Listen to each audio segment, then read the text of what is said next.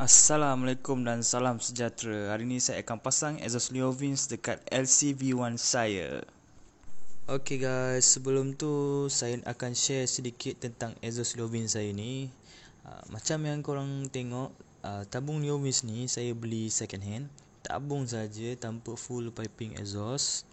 Sebab tu korang lihat piping saya ni agak berbeza dari yang original.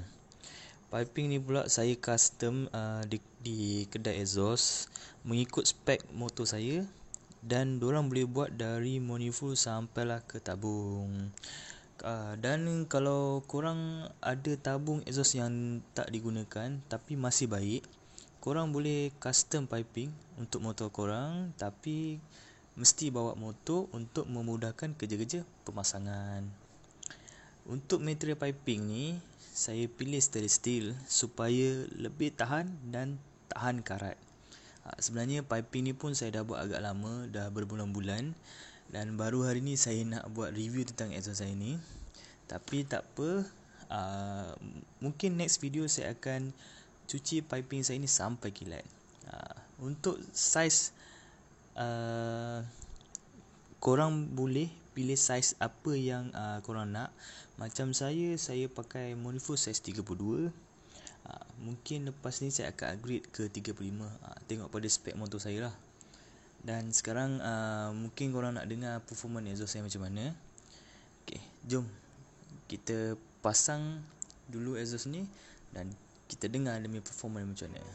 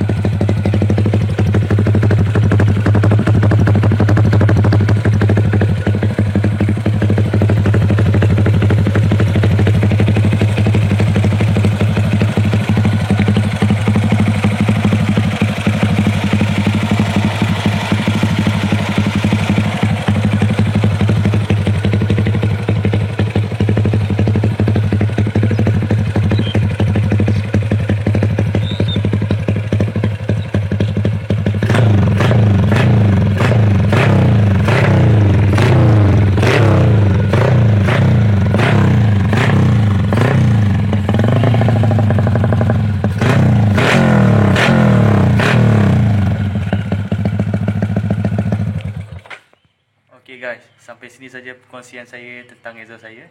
Kita jumpa video yang akan datang. Bye.